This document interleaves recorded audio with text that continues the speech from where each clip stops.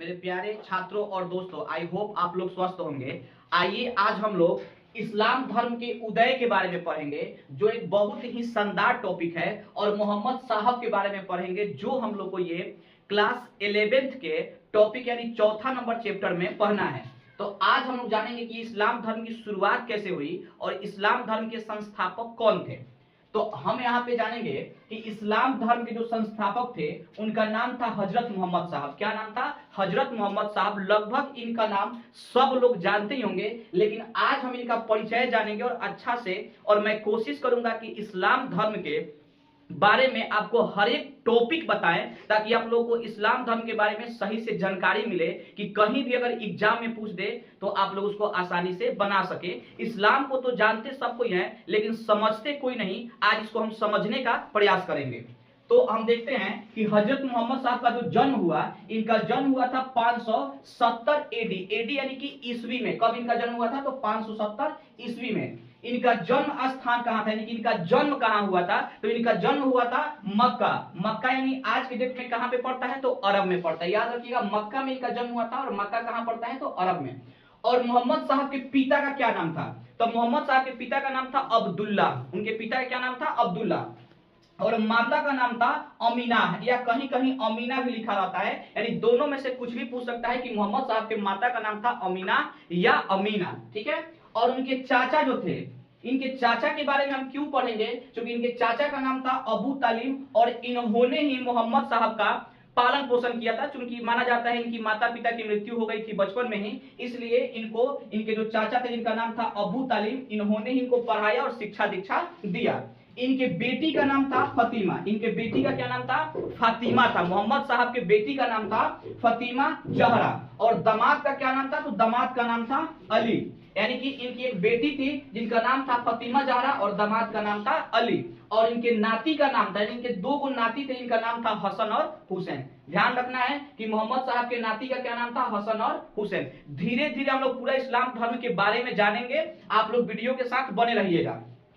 पत्नी का नाम था खदीजा। पत्नी का क्या नाम था? खदीजा था। और मोहम्मद साहब की मृत्यु कब हुई थी? तो 8 जून 632 ईस्वी में इनकी मृत्यु हो गई थी। ध्यान से देखिए, मोहम्मद साहब की मृत्यु कब हुई थी? तो 8 जून 632 ईस्वी में हुई थी। अब हम लोग आगे बढ़ते हैं वीडियो में। मोहम्मद साहब मुसलमानों के धार्मिक तथा राजनैतिक नेता थे। ध्यान रखना है कि मोहम्मद साहब मुसलमानों के धार्मिक तथा राजनैतिक प्रमुख थे। मोहम्मद साहब के उत्तराधिकारी को खलीफा कहा जाता है, यानी मोहम्मद साहब के उत्तराधिकारी को क्या कहा जाता है? खलीफा कहा जाता है। और उनके साम्राज्य को खिलाफत कहा जाता है। मोहम्मद साहब ने जो साम्राज्य बनाया उसको खिलाफत कहा जाता है।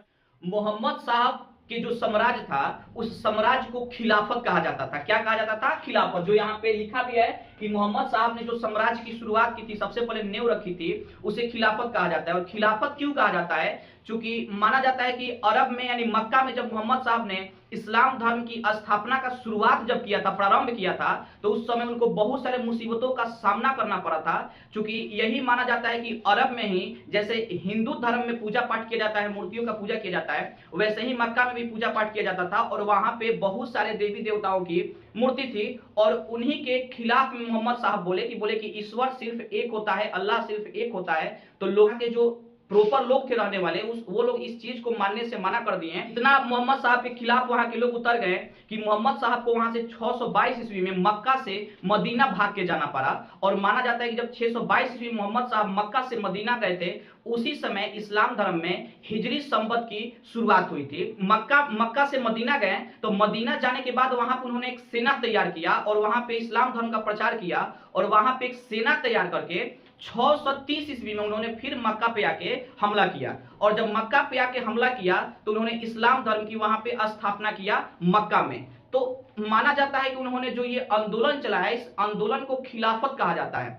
इसलिए मोहम्मद साहब के जो भी लोग उत्तराधिकारी होते हैं उनको खलीफा कहा जाता है। क्या इसी खिलाफत से ही खलीफा शब्द बना?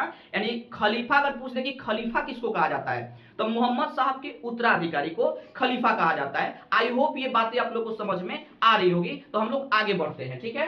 अब हम यहाँ पे देख सकते हैं कि जो मोहम्मद साहब का कबीला था, यानी कि जब वो इस्लाम धर्म की स्थापना नहीं किए थे तो किस कबीला से बिलोंग करते थे? तो वो कुरैश कबीला से बिलोंग करते थे। किस कबीला से? तो कुरैश, या चाहे कहीं कहीं कुरैशी भी लिखा रहता है। फिर हम लोग आगे बढ़ते हैं। मोहम्मद साहब का जो परिवार था पुजारी परिवार था, यानी मोहम्मद साहब की जो परिवार था वो पुजारी परिवार था। और मोहम्मद साहब जो थे उनके जो जैसे चाचा या पिता जो भी लोग थे वो सभी लोग क्या करते थे कि पहले मूर्ति पूजा ही चाहे पुजारी के ही परिवार से थे। जैसे आज हम मान सकते हैं कि हिंदू धर्म में जैसे ब्राह्मण लोग होते हैं पूजा पाठ करते हैं, उसी प्रकार से।